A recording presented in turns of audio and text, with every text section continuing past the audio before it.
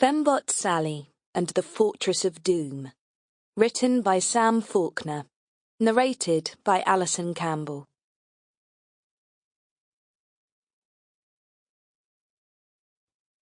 Life is so much more complicated when you're not allowed to kill people. In times past, if I had wanted to take the place of an air hostess on a private flight over the Amazon jungle, I'd simply have snapped her neck, stolen her clothes, and kicked her out of the cargo hold. Now I'm working for the British government. I am only allowed to kill in self-defense. It is getting to be a real drag. It's not that I mind knocking someone out and humping them into one of the toilet cubicles.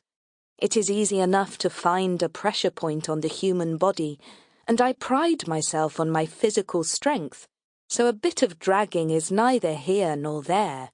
No, it is the whole business of gagging them and tying them up that is the real hassle. I understand the need for it. I don't want the woman screaming out and alerting everyone if she wakes up halfway through the flight, but that doesn't make it any less of a performance. And of course, I have to undress her too before I tie her up, and then clamber out of my skin-tight leather catsuit so I can slip into her hostess uniform, which is about 2 sizes too small for me. All of this in the cramped confines of an aeronautical water closet, while trying not to make any noise as the Fokker F-27 propeller-driven aeroplane taxis across the runway. Getting on board the aircraft was a doddle in comparison. It was still dark when I arrived at the aerodrome on the outskirts of town. All I had to do was creep up to the exterior fence, cut the wire, sprint across the airfield, and then pull myself into the hold. A piece of cake.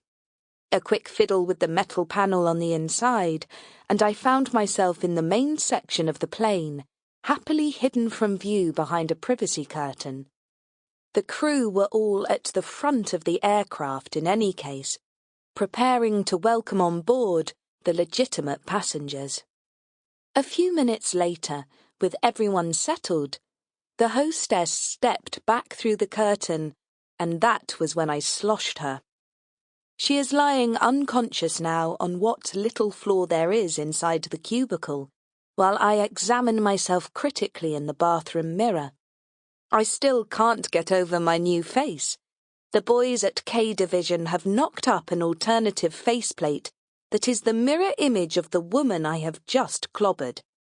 They haven't done a bad job, considering they only had a small black and white photograph to work from. Normally, my face is rounded, with a petite nose and full lips. The air hostess has a wider nose and dimples at the edge of her mouth. And now, thanks to the miracles of chemical engineering, so do I. This new faceplate fits me like a glove. There is more to impersonation than just the face, however. This particular woman is a brunette, and I have had to dye my blonde locks the colour of a mahogany sideboard. It really doesn't suit me. I would much prefer to have used a wig. I do my best to jolly everything up with a bit of lipstick and some blusher, but I am fighting a losing battle. The woman is a good 3 inches shorter than me too, but there is nothing I can do about that. I wasn't about to let K Division slice a couple of inches off my legs. I may be an android simulant rather than a living, breathing woman, but I do have my pride. In any case, I don't think anyone will be paying much attention to my height, not in this uniform. The neckline is cut so low you can practically see the fluff in my belly button, and as for the hem of the skirt, it's just as well I'm sporting a decent pair of boarding school knickers. I pick up my handbag, adjust my hat, and drag open the concertina door, flicking the switch on the inside of the toilet cubicle and leaving it prone, so that when I close it, the engaged Sample complete. Ready to continue?